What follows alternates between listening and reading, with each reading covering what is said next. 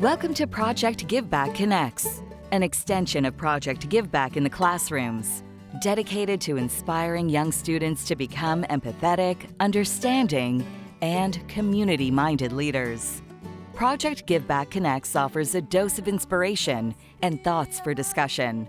Each live episode is taped and shared with classroom teachers and their students. Sit back, get cozy, let's get connected. Well, hello, everyone, and welcome to Project Give Back Connects. It's so nice to see you all, and I'm really excited for today's episode. Do you ever wonder what your purpose is? Oh, you know what?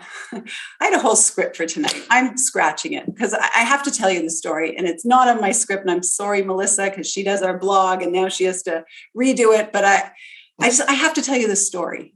Yesterday, I went to a class and it was up in Keswick, Ontario. And because I really try to go to every single Project Give Back class, I think it's really important to get that one-on-one connection with each and every student. As long as I can, I'm going to do that. So I went to Keswick, Ontario, and this is the first class that's, a little north of Toronto. And I met these wonderful students. And at the beginning of the class, they were so nervous and they were so quiet. And I just said, guys, ask anything you want, ask away. And no hands went up. And I started talking about Jakey and the inspiration behind Project Give Back and why finding your passion matters so much, because it gives you meaning and it gives you purpose and it makes you want to get up in the morning. And I just started to tell about mine, because I expect them to tell theirs. So how can I not tell mine if they have to tell theirs? And at the end, all the hands were going like this. they were very comfortable at the end.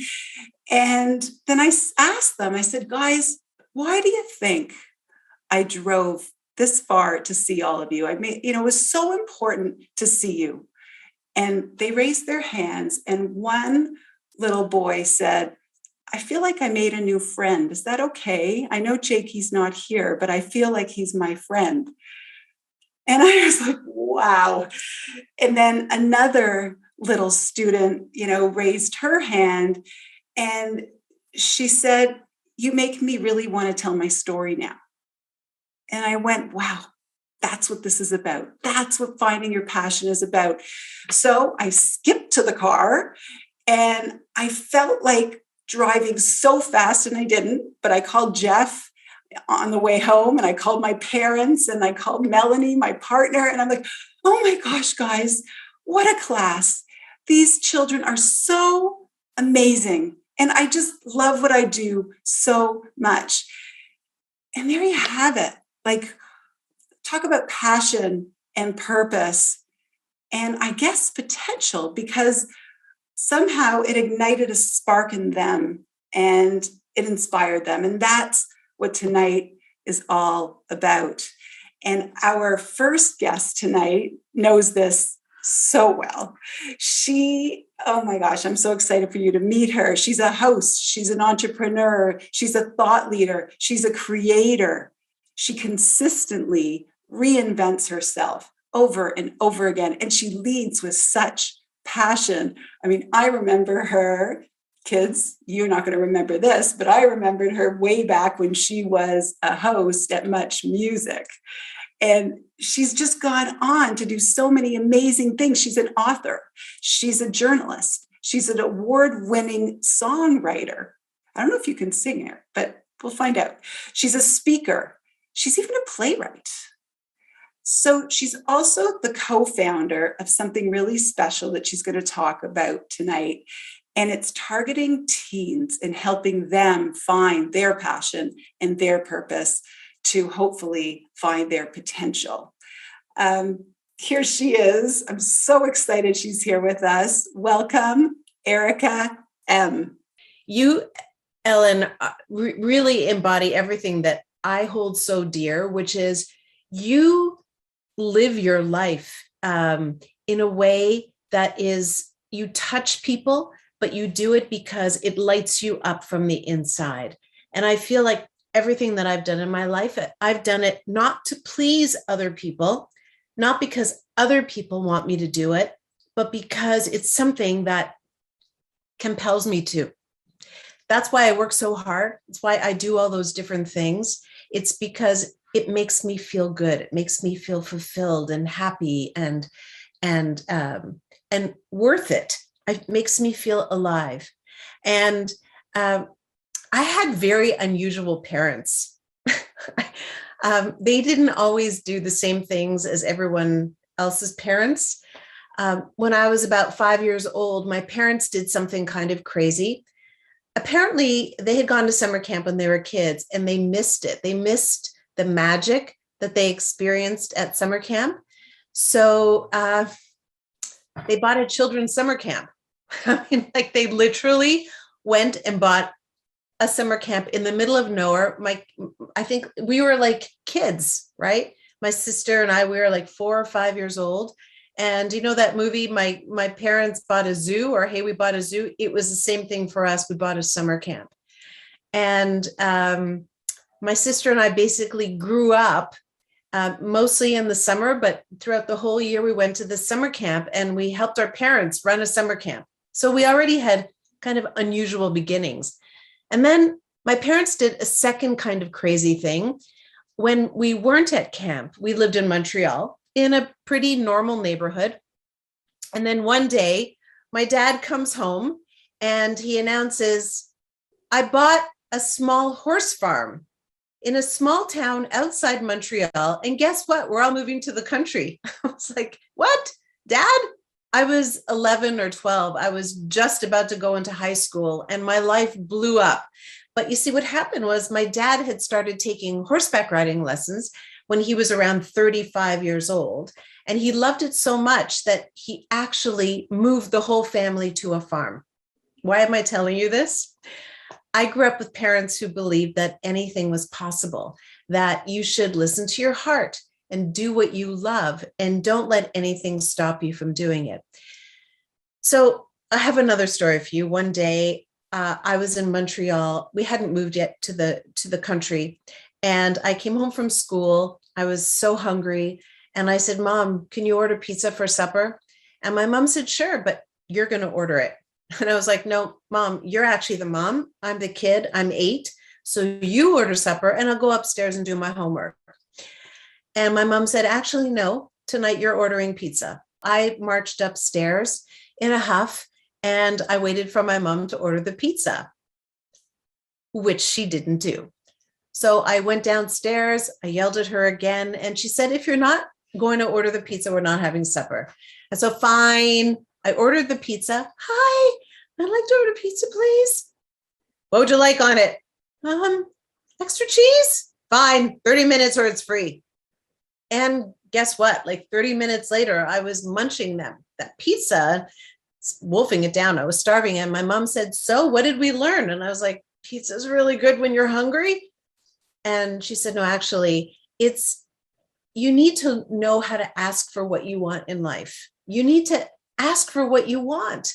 And that way you will live the life that you want. But here's the problem. Most people aren't brought up that way. We're taught to go to school, to follow the rules, to stand in line, to work hard, get a job. There's not a lot of talk about doing what you love. You know what I mean? So the thing is, when you do what you love, just like Ellen was saying, when you do what you're interested in, you feel excited and you feel happy, right? And then you want to do it more. You find people who are like you, people who are into the same kind of stuff. So you find friends, and then you become part of community. And that is why it's so important to tap into your passion and to do things that light you up. And then when you find your passion, it helps you discover your purpose. Because if you know what you love to do, then it's easier for you to decide what you want to learn more about or work really hard at. And I know a couple of the guests who are going to be joining us today, they both have found that passion and that purpose. And I can tell you that they practice. I mean, they're going to tell you, but they don't even have to say it. They actually haven't even told me, but I will guarantee you that there's calluses on someone's fingers, and I know that someone else works out like a fierce animal to get where he is. And when you know what you want to learn more about, it helps you choose a university or a college. And when you understand what your purpose is, then you know what kind of a job you might want to do. And then when that happens, when that fire gets lit inside, that's when you're happy. And my parents are happy. Their passion was summer camp, so they decided to make that their job. As kooky as it is, they did it. I personally want more people to be fulfilled, to do what they love. So I did start this not-for-profit. It's called the Inside Out Initiative. And really, our job is to help young people understand what lights them up, and then help them understand how to turn that passion into purpose, and then to turn that purpose into potential. We help them build something that's called a me map that basically maps it all out, so they have it written down, so they understand what's bubbling up inside them, and then help them understand how to take those bubbling up ideas and to make it come alive in the real world.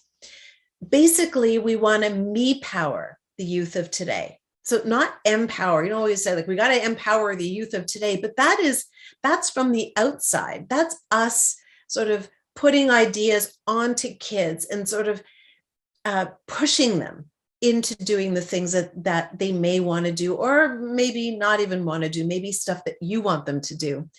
What we do is we me power them, because too many kids right now, there's all this research. Kids are afraid of their future.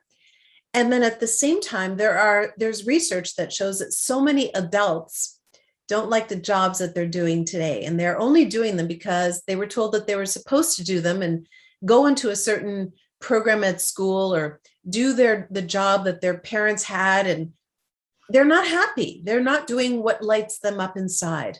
And a lot of what schools are teaching today won't be useful when the students graduate, because the world has changed more in the last 30 years than in the last 300 years put together.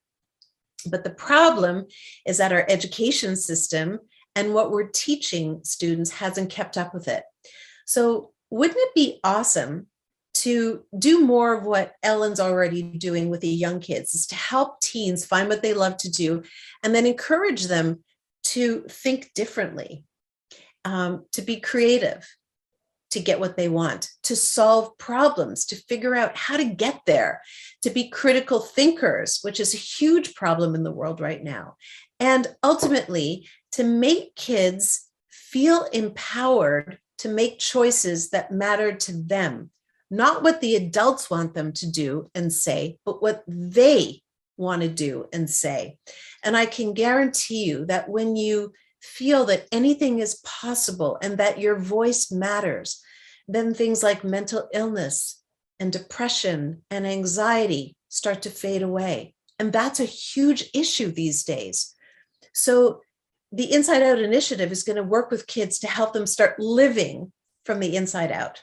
And we want to help educators. We want to work with educators to put our program into schools. We call our program the Academy. You get it? Academy. Because learning and being happy with yourself starts from me, from the inside.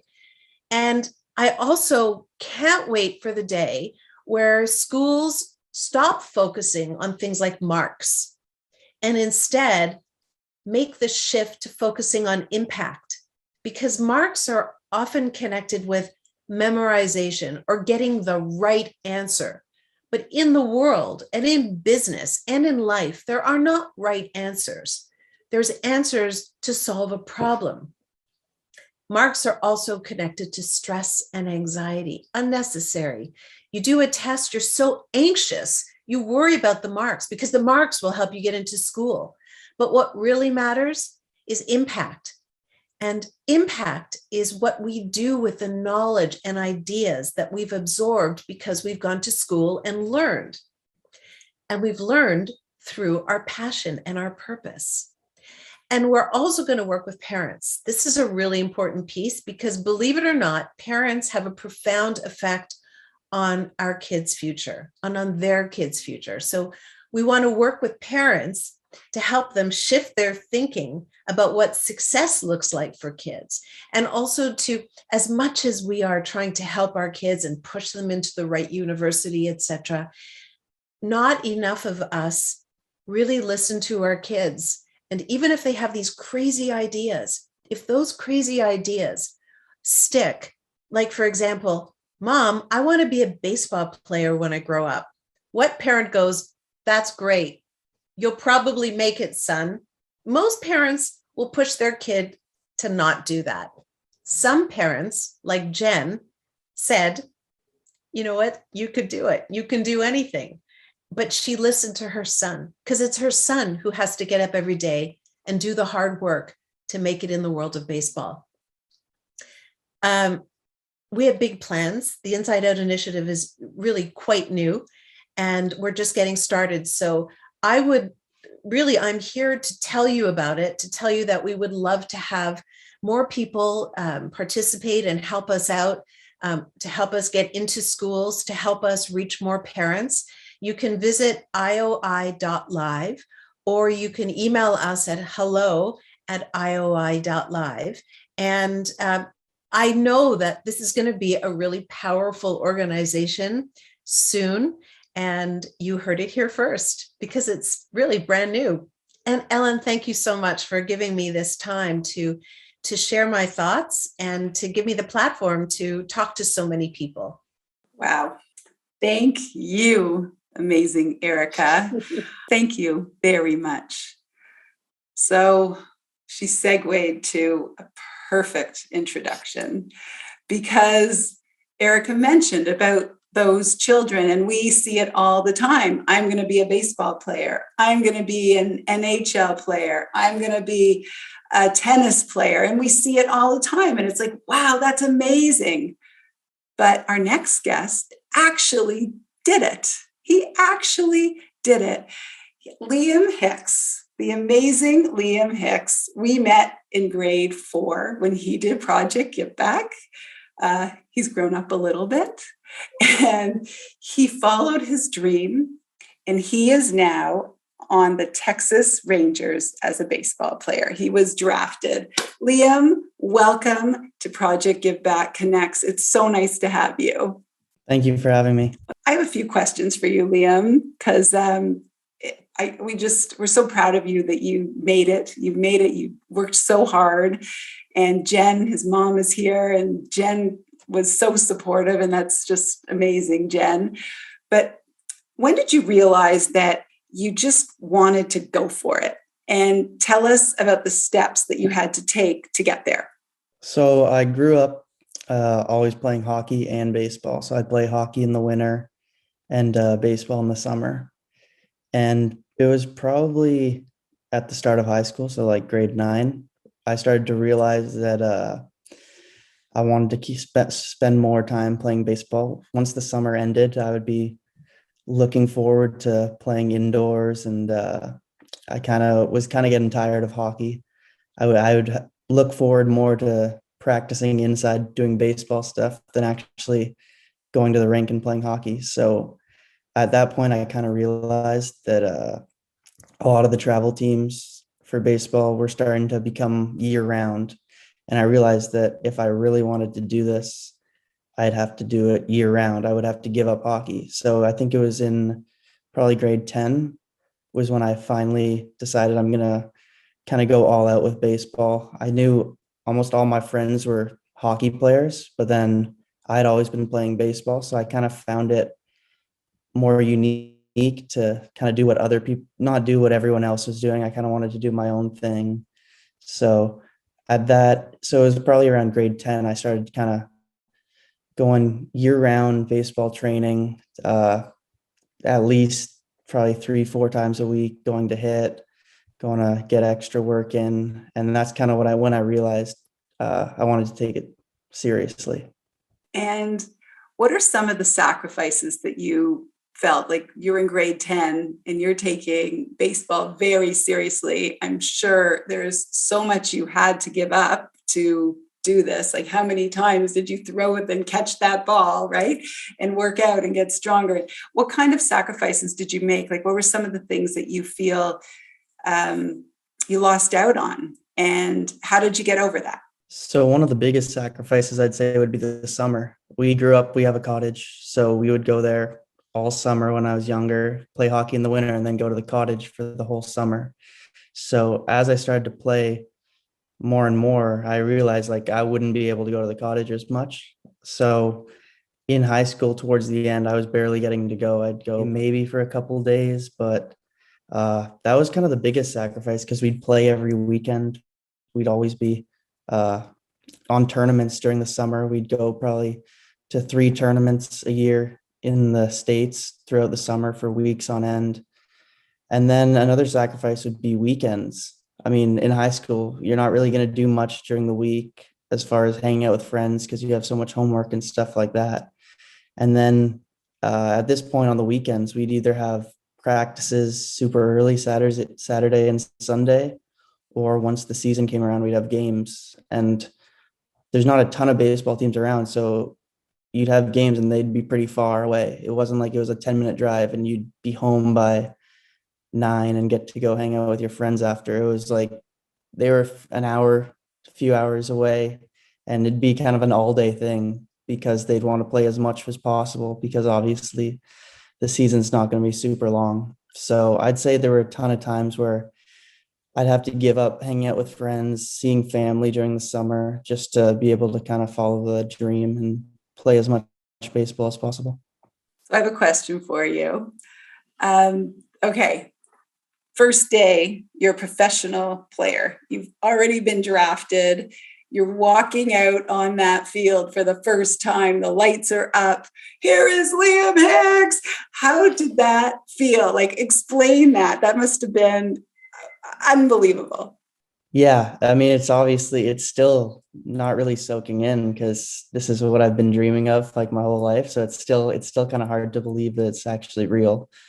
But it's an amazing feeling looking back at like all the times. I mean, I'll say like I didn't think it was possible. Like even when I was younger, I always dreamed of it. Like I'd want to do that, but I didn't think it was really a realistic dream. And then each year I'd kind of do a little bit better and do a little bit better and just keep going. So it's really cool to look back now and see that all the sacrifices and everything that I did miss out on was worth it, because obviously I wouldn't change it for anything. I mean, there's no way I'd want to go back and go to some high school party or do something like that when I realize now, like, this is what I dreamed of.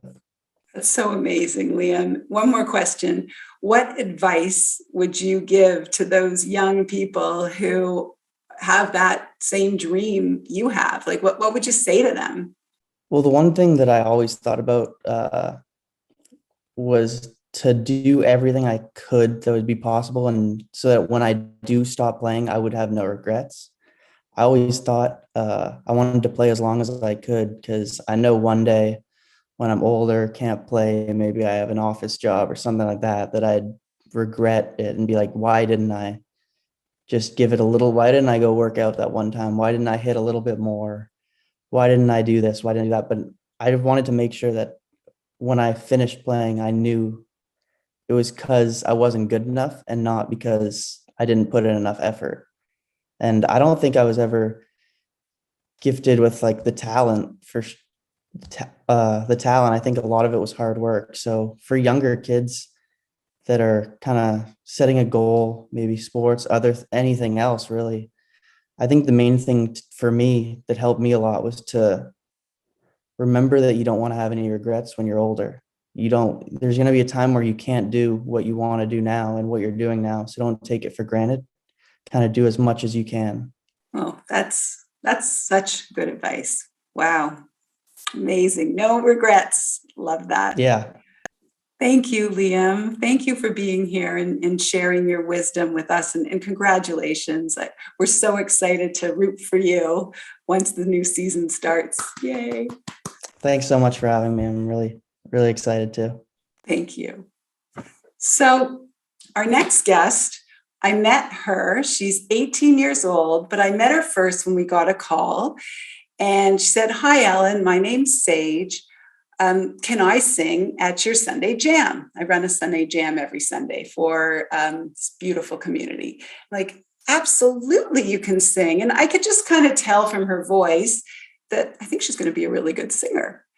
And then she showed up on the Jam and she blew us away with her confidence, with her voice, with her pitch.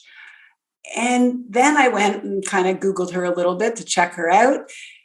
And I guess our Jam, we weren't her only fans because she is a TikTok and YouTube star, and she has over 2 million people liking her, and she has over 575,000 people following her. Isn't that amazing? And she's here to sing one of her originals for us. Sage, welcome to Project Give Back Connects.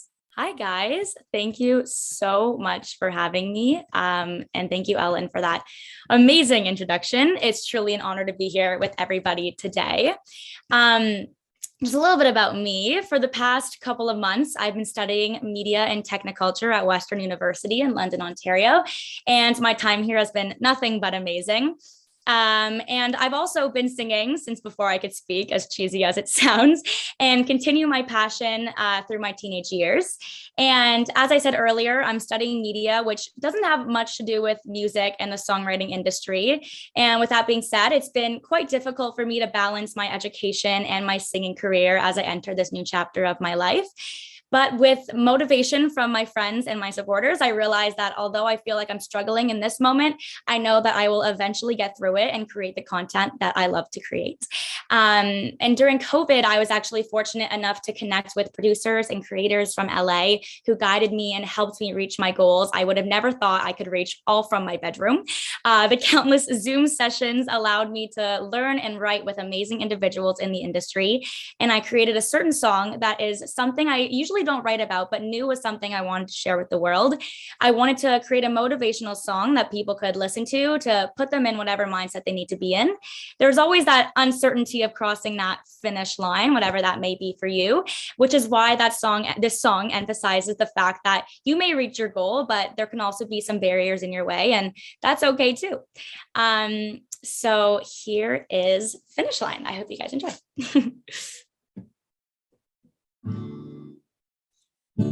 I'm scared, just stuck here running circles around the thought that I'll never know when. It's not fair, thinking about the future weighs me down a lot.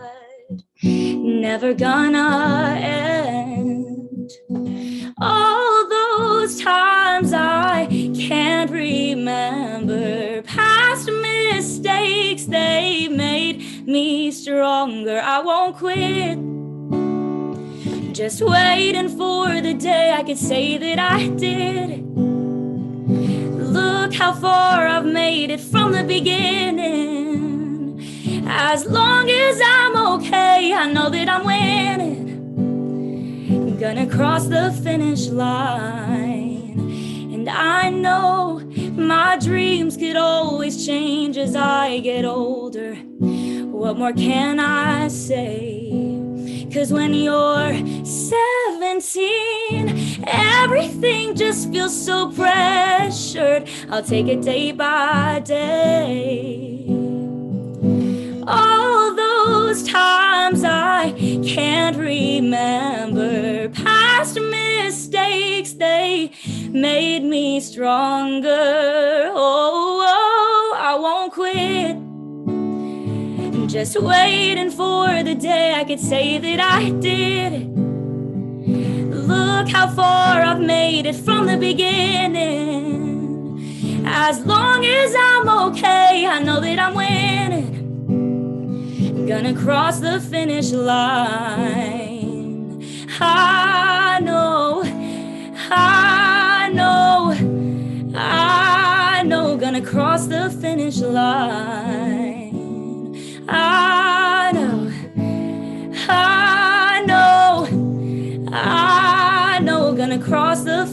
line. If I'm ever feeling down, I remember that I once hoped to be where I am now. And if I'm ever feeling down, I remember that I once hoped to be where I am now. And I won't quit, just waiting for the day I could say that I did. Look how far I've made it from the beginning. As long as I'm okay, I know that I'm winning. Will I cross the finish line? Thank you so much, guys. And you can listen to that on all streaming platforms. Just search up Finish Line by Sage. Oh, Sage, that was beautiful. I'm going to be downloading that right after. Bing. Wow. Thank you. Thank you, you beautiful soul, you. We are going to be following you. And I can see the chat. Amazing, amazing, as you are. You see, everybody, there's passion, there's purpose, there's potential with both these two amazing, young, inspiring people. So we have one of our old guests. Well, she's not old, but she was on our series last year. So we're bringing her back for a moment because she just released a new book.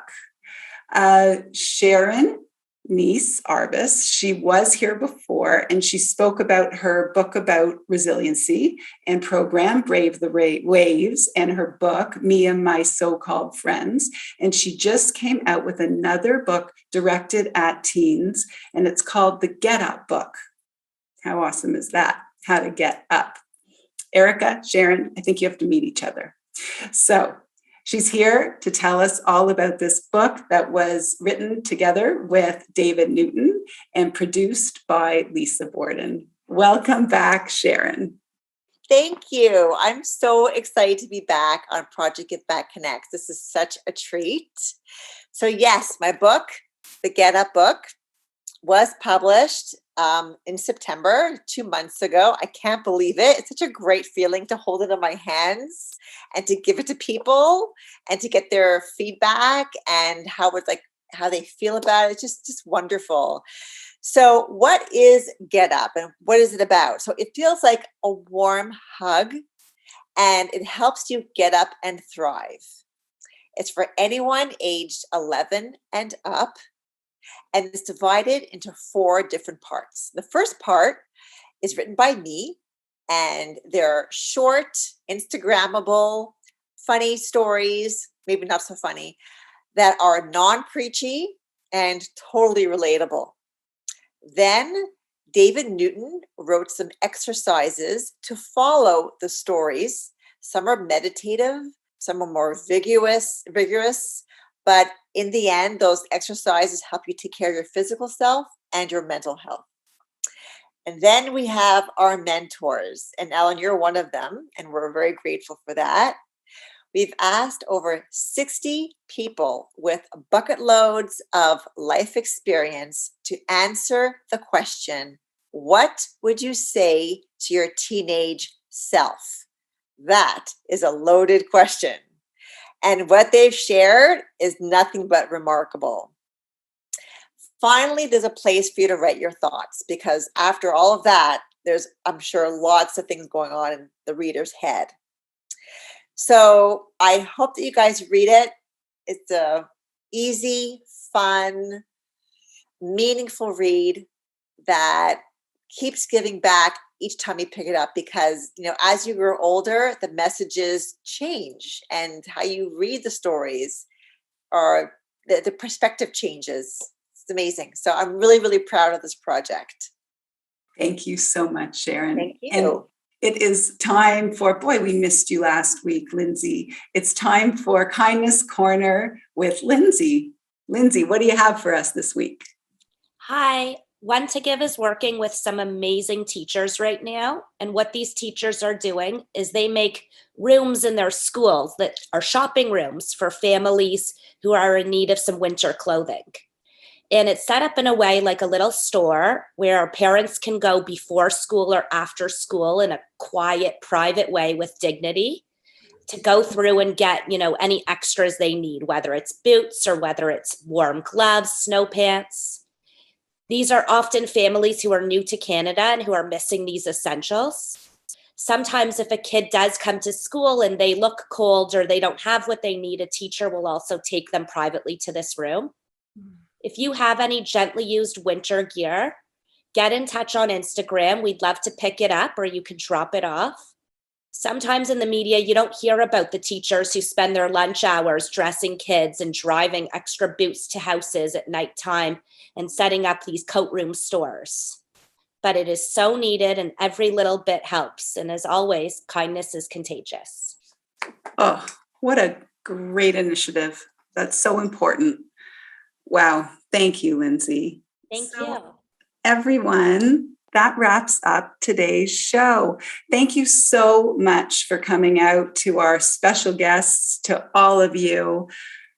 Wow, what amazing messages, everyone. So as always, let's be kind to one another. Let's learn from one another. Let's embrace one another. And we'll see you soon. Thanks, everyone. Mwah. Open your heart today.